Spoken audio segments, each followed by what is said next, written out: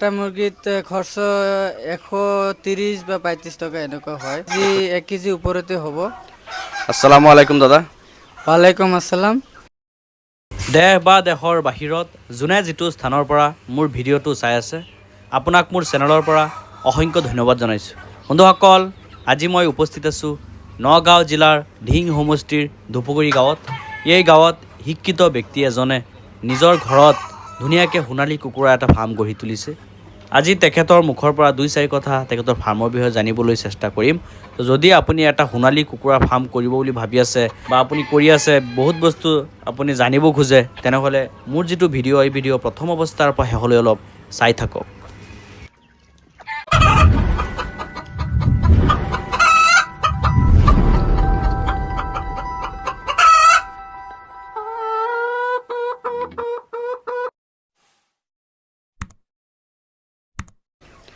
আসসালামু আলাইকুম দাদা। ওয়ালাইকুম আসসালাম। দাদা আপোনাৰ নাম আৰু ঠিকনাটো আমাৰ দৰ্শকসকললৈ অলপ জনাই দিব। মোৰ নাম মোহাম্মদ দিলদাৰ হুছেইন, আৰু গাঁৱটো ধুপুগুৰি, ঢাকাই বস্তি। দাদা, মই আপোনাৰ ঘৰত আহি দেখা পালোঁ কিমান ধুনীয়া এটা সোণালী মুৰ্গীৰ ফাৰ্ম কৰি তুলিছে। তো এই ফাৰ্মখনৰ বিষয়ে আজি 2-4 কথা আপোনাৰ পৰা জানিবলৈ চেষ্টা কৰিম, তো আপুনি উত্তৰ দিবলৈ চেষ্টা কৰিব। দাদা, প্ৰথমতে আপুনি জনাব ইয়াত আপুনি কিমান মুৰ্গী পুহি আছে বৰ্তমান? আমি বৰ্তমান 700 পিছ সোণালী কুকুৰা আপুনি পুহি আছে। জি। আজি এই সোণালী কুকুৰা বয়স কিমান দিন হৈছে? আজি মেক্সিমাম 74 ডেজ হৈ গ'ল। 74 ডেজ। 74 ডেজ। হয়, এই 74 ডেজত সোণালী কুকুৰা ইয়াত যিটো দেখা পাইছোঁ, কিমান ওজন মানে আইডিয়া কৰিছে? আইডিয়া কৰিছোঁ এতিয়া আপোনাৰ 1 কেজি ওপৰতে হ'ব। 1 কেজি মানে 9ৰ পৰা কেজি প্লাছ হ'ব লাগে। হ'ব লাগে। হয় বন্ধুসকল, এনেই দাদাৰ মুৰ্গীবিলাক অলপ ভাল পাইছোঁ, কাৰণ ইয়াত মতা সংখ্যা অলপ বেছি আছে। মানে এপ্ৰক্সিমেটলি আপোনাৰ কেজি এভাৰেজ মাৰিব লাগে ফাৰ্মত। তো টোটেল ইয়াত 700 পিছ দাদাৰ মাল আছে। দাদা, এই যিবিলাক সোণালী কুকুৰা আছে, আচলতে এই সোণালী কুকুৰাবিলাক কেইদিন পুহিব লাগে? মেক্সিমাম 70 ডেজ পুহিব লাগে। 70 ডেজত মানে বজাৰযোগ্য হৈ যায়। যোগ্য হৈ যায়।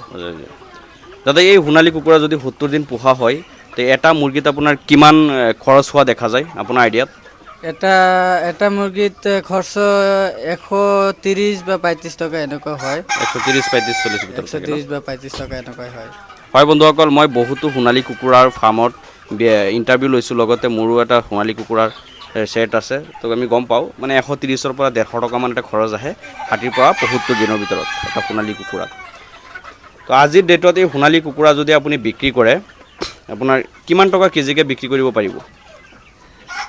আজি আমি এইটো সোণালী মুৰ্গী বিক্ৰী কৰিবলৈ বিচাৰোঁতো, তেনেহ'লে আমি মেক্সিমাম 325 টকা বা 20 টকা 30 টকা এনেকৈ বেচিবলৈ পাৰিম। হয় বন্ধুসকল, অসমততো জানে এতিয়া সোণালী কুকুৰা একদম শ্বৰ্ট মাৰিছে। তো দাদাৰ মুৰ্গীকেইটা ভাল টাইমত আপোনাৰ উঠিছে, তো ভাল দামত বিক্ৰী কৰিব পাৰিব বুলি আশা কৰিছোঁ। তো আৰু কেইদিনৰ ভিতৰত বিক্ৰী কৰিব চাগে এই মুৰ্গীটোৱে? মই ভাবিছিলোঁ আজি বা কালি এনেকৈ বিক্ৰীটো কৰি দিম বুলি, চেলছ কৰি দিম বুলি ভাবি আছোঁ আৰু। হয়। দাদা, এতিয়া যদি আপুনি বিক্ৰী কৰি দিয়ে মালকেইটা, এই 700 পিছ মালত কিমান টকা আপোনাৰ প্ৰফিট হ'ব বুলি আপুনি আশা কৰিছে? এতিয়া প্ৰফিটটো হ'ব মোৰ 85,000 বা 84,000 এনেকুৱা হ'ব পাৰে। মানে পাৰ বাৰ্ডত আপুনি 100-110 টকা ওপৰতে পাই আছোঁ। 100 টকা 120 টকাৰ ভিতৰত আপুনি প্ৰফিট এটা পাব বুলি আশা কৰিছে। জি। হয় বন্ধুসকল, ধৰক 130-40 টকা 50 টকা খৰচা হ'লে আপোনাৰ এভাৰেজ ক'বলৈ গ'লে কেজি আহি গ'ল মালত। এই মালকেইটা আপোনাৰ ক'বলৈ গ'লে এভাৰেজ কেজি হৈ গ'ল।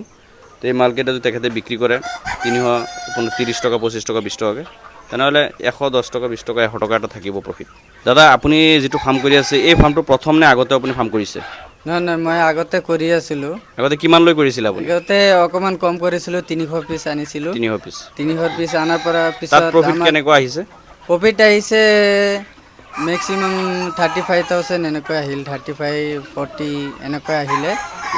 সেইটো কিমান টকাকৈ কেজি বিক্ৰী কৰিছিলে আপুনি? সেইটো বিকিছিলোঁ 300 টকা কেজি বুলি। হয়। তেনেকুৱা ভাল প্ৰফিট পাইছে আপুনি? ভাল প্ৰফিট পাইছোঁ। এনেই গোটেই বছৰততো আপোনাৰ চাগে ৰেটবিলাক এনেকুৱা নাথাকে, কম বেছি হৈ থাকে ন? কম বেছি হৈয়ে থাকিব। এইটো বছৰত এনেকুৱা, নেক্সট বছৰত এনেকুৱা হৈয়ে থাকিব, কম বেছি হৈ থাকিব। তো এই 700 পিছ মাল চেল কৰাৰ পিছত আপুনি আগলৈ কি চিন্তা কৰিছে ফাৰ্মক লৈ?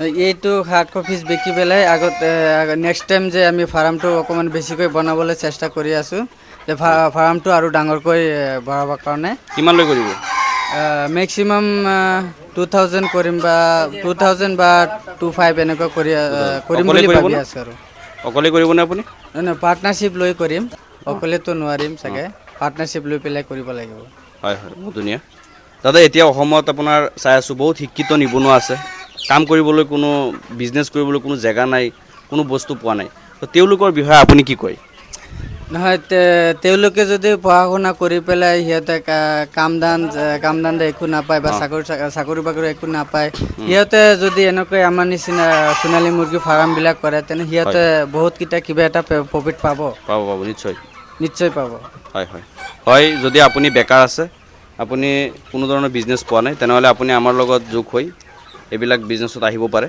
ফাৰ্ম কৰিব পাৰে বা নগাঁও মৰিগাঁও জিলাৰ যদি আপুনি আমাৰ ভিডিঅ'টো চাই আছে তেনেহ'লে আমাৰ ডিলাৰ আছে আমাৰ ডিলাৰত আহি আপোনালোকে লগ কৰিব পাৰিব কদমনিত আহিলে আপুনি আমাৰ লগত যোগাযোগ কৰিব পাৰিব আৰু যদি আপাৰ আছামৰ পৰা আপুনি চাই আছে এইবিলাক পোৱালিৰ বিষয়ে যদি আপুনি কিবা ইনফৰমেশ্যন লাগে তেনেহ'লে আমাৰ যিকেইটা নাম্বাৰ দিয়া আছে নাম্বাৰত যোগাযোগ কৰিব ইয়াৰ পোৱালিবিলাকো আপুনি পাই যাব দাদা প্ৰথমতে যিবিলাক এইবিলাক মুৰ্গী যে দেখা পাই আছোঁ ডাঙৰ এতিয়া প্ৰথমটো আপোনাৰ একদম জিৰ' পোৱালি লৈছিলে আপুনি চাগে ন হয় হয় জিৰ' পোৱালি কেনেকৈ পুহিছিলে জিৰ' পোৱালি লৈ পেলাই 4টা ভেকচিন লাগে এইটোত ভেকচিন দিছিলে মানে তাপ দিছিলে নাই সৰু থাকোতে এইটো কৈ দিয়ক তাপ দিছিলোঁ হেৰি কাৰেণ্টৰ যি তাপটো যে সেইটো তাপ দিছিলোঁ বৰ্ডিং বনাই তেনেকৈ দি পেলাই আমি বহুত কিবা কিবি কৰিব লাগে আৰু অকণমান আচ্ছা আপুনি যদি নতুন এজন ফাৰ্মাৰ হয় ব্ৰুডিঙৰ বিষয়ে নাজানে তেনেহ'লে ভিডিঅ' ডেছক্ৰিপশ্যনত আমাৰ মুৰ্গী ব্ৰুডিং কেনেকৈ কৰিব লাগে সেইটো লিংক দিয়া আছে অনুগ্ৰহ কৰি আপুনি সেই ভিডিঅ'টো চাই ল'ব তেতিয়া আপোনাৰ কাৰণে অলপ সুবিধা হ'ব তো দাদা আজি আপোনাৰ ফাৰ্মখনত আহিলোঁ বহুত ভাল লাগিছে আপুনি বহুত কথা আমাৰ লগত শ্বেয়াৰ কৰিছে